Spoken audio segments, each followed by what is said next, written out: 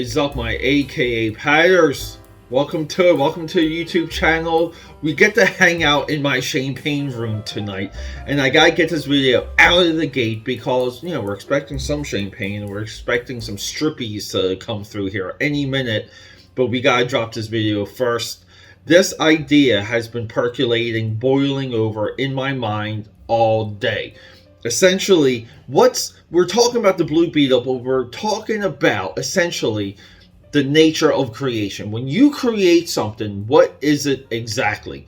This is a tough subject to tackle. We're not really going to tackle that exactly. But when you think of Spider-Man, you think of the origin.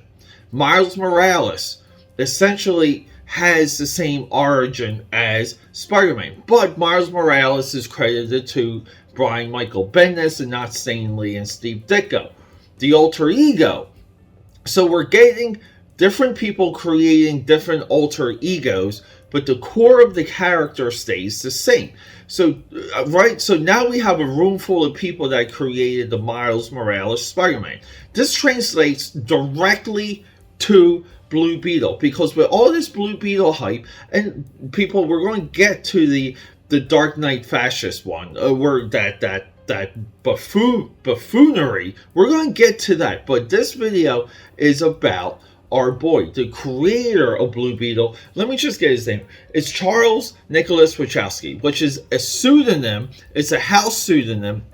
I'm going off of a little bit of what's on Wikipedia, because this is something I really didn't know about, and I spent some time today just digging around, trying to figure out exactly who created the Blue Beetle, what was he first published, and because the Ted Korn one, the Ted Nord one, right? The Ted Cord, that's the name I'm trying to think of. That's the Steve Ditko iteration that later, post-crisis, 1986, had a Blue Beetle series. I think ran for about 5 years. That's the version of the Blue Beetle that you and I are more familiar with.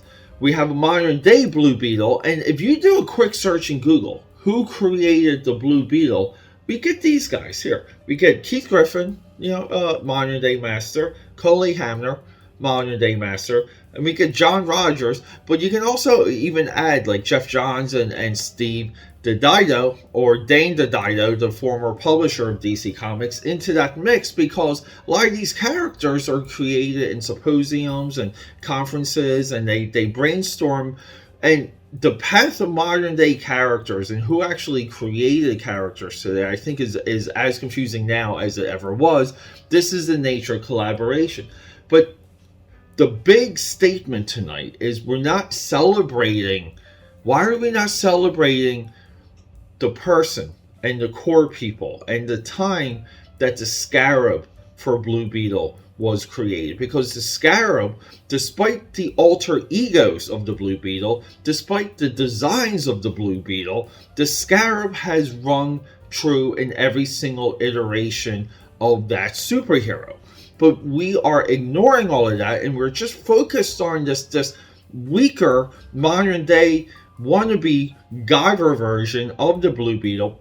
And we're not celebrating, we're not putting the names out there that, again, if a movie's going to bomb, which we know it is, and people forget, Blue Beetle originally was going to be a stream-only movie, but, okay, whatever with that. If the Blue Beetle's going to bomb, let's at least use the opportunity to acknowledge the luminaries that came before us, and even acknowledge the path of the Blue Beetle, because Blue Beetle literally has a more illustrious publishing history and fight to stay relevant, fight to stay alive, more so than even Captain Marvel / Shazam, which we've been covering essentially for the last month. Think about that. Blue Beetle came up around the same time as Superman and Captain Marvel and Batman, and he never got that primetime slot. The character never fully resonated, but the character never died, and it was transferred from company to company, creator to creator, and so many people, like a little bit with that Spider-Man comment from earlier, Steve Ditko came on board when Blue Beetle was with Charleston. He created the question, reformatted the Blue Beetle, gave us one of the great comic book designs ever with his Blue Beetle. But then what do we have now? We have a wannabe like a monstrous Iron Man version, a space invasion, space war version of the Blue Beetle. And just remember, because look, people, I say all the time, The Watchmen is one of the greatest comic book adapted movies of all time. The night owl in that, the owl in Watchmen, is the Blue Beetle.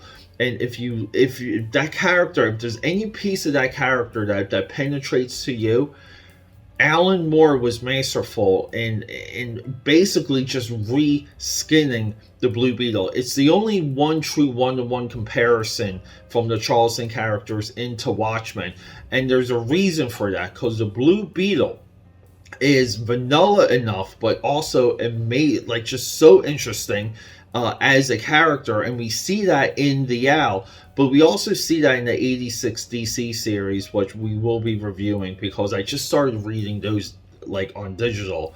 They're $2 a pop now on Comic Xology, and oh my, like my head's blown. I never really got into that series, but we should really take this opportunity. The Blue Beetle today wouldn't exist if there wasn't a Scarab, and the Scarab goes back to almost the very birth of the American superhero. That's a travesty, and everyone covering Blue Beetle now is missing this point, and it makes you question: are they just really out there for clicks? Are they out there for attention? They're getting more your attention than I am. But I feel like sometimes I'm on an island. I'm just on a hill by myself with these ideas. Anyway, AKAPAD here. Subscribe, support, leave a comment. Thank you so much for the most recent video comments. Some of those I still have to respond to. We will be live streaming hopefully tonight or hopefully tomorrow morning. Rock and roll.